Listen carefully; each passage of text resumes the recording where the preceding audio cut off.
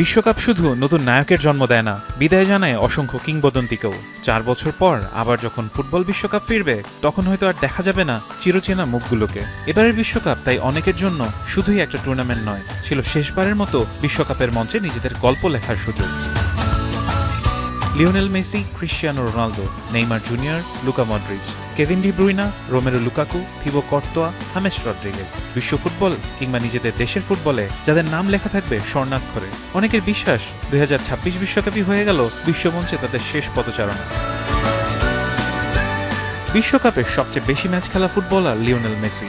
6টি বিশ্বকাপ খেলে করেছেন সর্বাধিক অ্যাসিস্ট, অধিনায়ক হিসেবে সর্বাধিক ম্যাচ ও সর্বাধিক জয়ের মতো একাধিক রেকর্ড। 2022 সালে আর্জেন্টিনাকে এনে দিয়েছিলেন বিশ্বকাপ শিরোপাও। এবারও দলকে টেনে তুলেছিলেন ফাইনালে, যদিও দ্বিতীয়বার শিরোপা জেতা হয়নি তার দলে।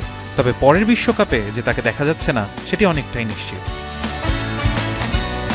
চিরপ্রতিদ্বন্দ্বী ক্রিশ্চিয়ানো রোনালদো খেলেছেন 6টি বিশ্বকাপ। প্রথম ফুটবলার হিসেবে 6টি ভিন্ন আসরে গোল করার কীর্তি করেছেন তিনি। তবে বিশ্বকাপ জয়ের সুযোগ হয়নি এই পর্তুগিজ মহাতারকার। 41 বছর বয়সে এই স্ট্রাইকারের পরের বিশ্বকাপ খেলা হচ্ছে না, সেটিও অনেকটাই নিশ্চিত।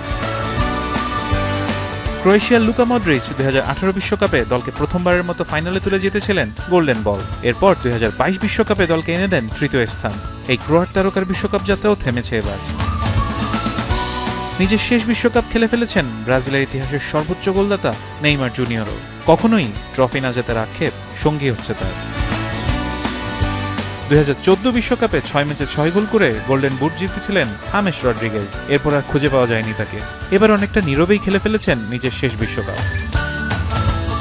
Kevin De Bruyne, Romero Lukaku ও থিবো কর্তোয়া ছিলেন বেলজিয়ামের সোনালী প্রজন্মের কাণ্ডারি। যদিও বিশ্বকাপে নেই তাদের বিশেষ কোনো অর্জন, আগামী আসরে দেখা যাবে না এই ক্লাব তারকাদেরকেও।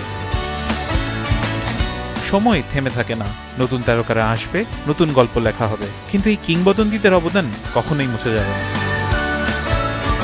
ফারহান ইহসান, এখন।